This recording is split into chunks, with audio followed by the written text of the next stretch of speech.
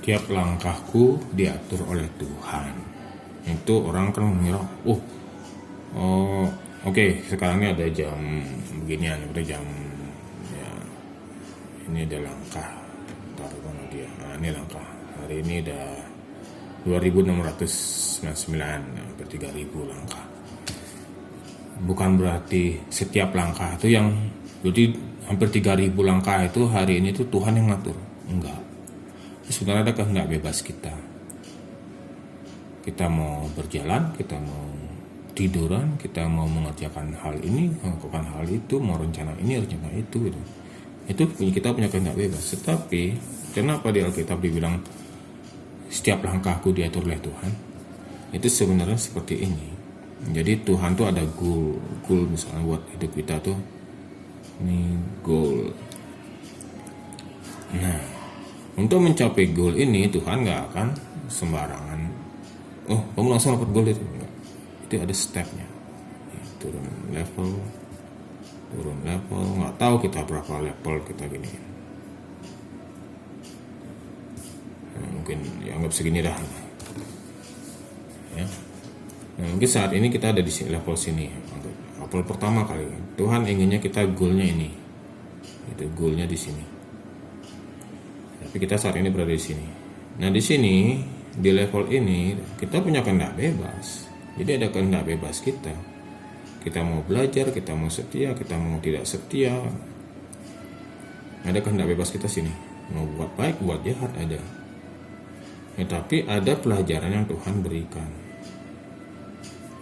Nah, ketika lulus di sini dengan pelajaran Tuhan berikan, maka kita akan naik ke level berikutnya.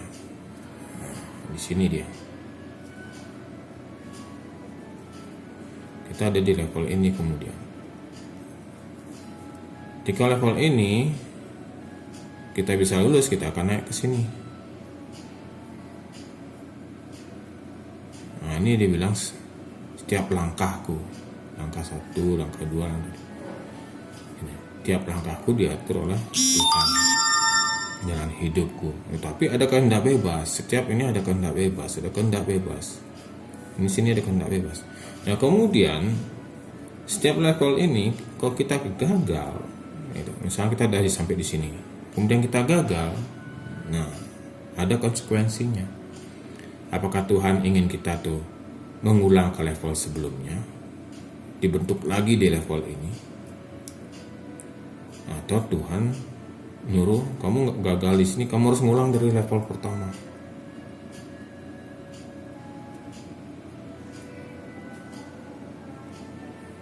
Itu. Ulang dari level sebelumnya atau ulang dari level pertama. Jika lulus sini naik sini lagi, lulus sini naik sini lagi, itu naik lagi levelnya.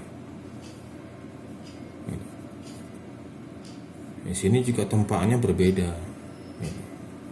Tuhan menempa kita dengan cara berbeda, setiap levelnya beda. Di sini tentu tempatnya nggak seberat level di sini. Level di sini tidak akan seberat level di sini. Level sini akan seberat level sini. Terus begitu. Nah, selalu setiap level itu ada kehendak bebas kita. Ada kehendak bebas. Di sini ada kehendak bebas kita lagi. Sampai akhirnya kita sampai di level kita.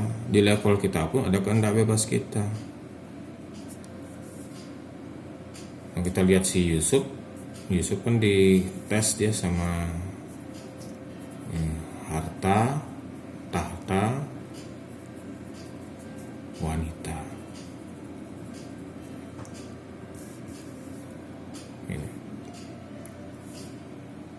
Di penjara dia nggak punya harta sama sekali, nggak punya tahta sama sekali. Ketika dia ada tahta, artinya dia jadi orang kepercayaan, dia digoda sama wanita. Wanita itu juga mungkin harta juga ada yang menggoda. Kalau dapat wanitanya, hartanya mungkin dapat juga. Tentang gimana? Ya nggak tahu juga. Tapi ini ada level-levelnya. Tapi kenapa ketika level tahta, gini wanita ini terlewatkan, justru si Yusuf seolah-olah kok jatuh, masuk penjara. Kita mungkin mengira penjara ini adalah kesengsaraan atau misalnya sebagai apa, ternyata enggak sih. Ini udah level berikutnya. Jadi di sini kan goalnya, sini goalnya adalah sebagai penguasa Mesir. Jadi nomor 2, second Firaun. Ya, second Firaun, nomor 2 Firaun. Levelnya di sini. Tapi di sini dia masuk penjara. Di sini Yusuf ditempa apa? Ini di penjara. Di sini penjara. Ini kan bukan salah, ini salah. Sini penjaranya. Di sini levelnya apa? Di level ini ada kehendak bebasnya Yusuf. Dia mau bantu kepala sipir bisa, dia nggak bantu kepala sipir pun juga bisa.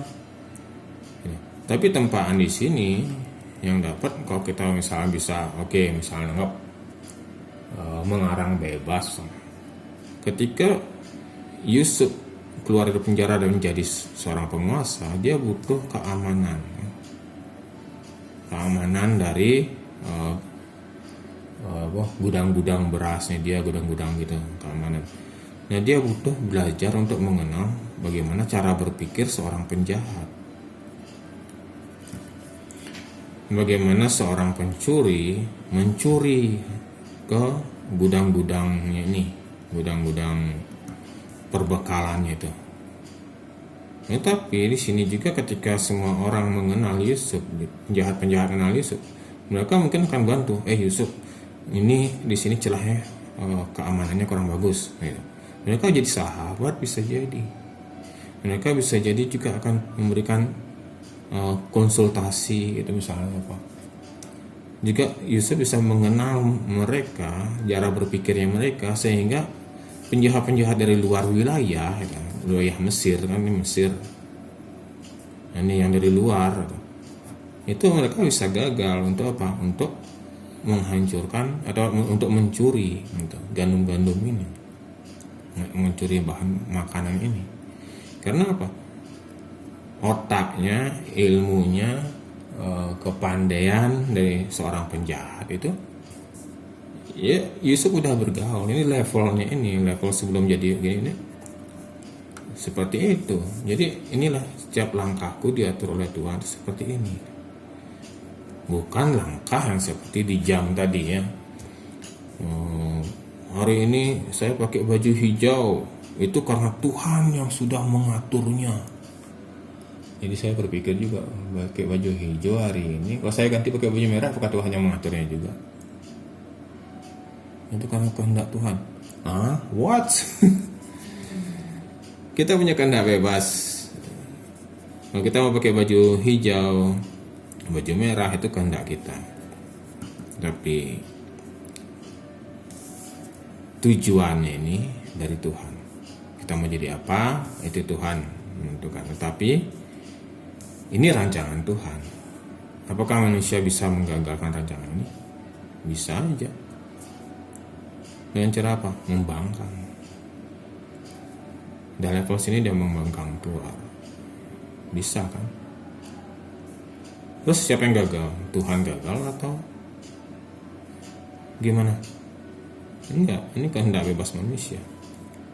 Yang jelas, apa yang berasal dari tanah kembali ke tanah. Apa yang berasal dari Allah, itu kan roh kita, itu kan kembali ke Allah. Tetapi kalau kita membangkang, roh ini tidak akan kembali ke Allah.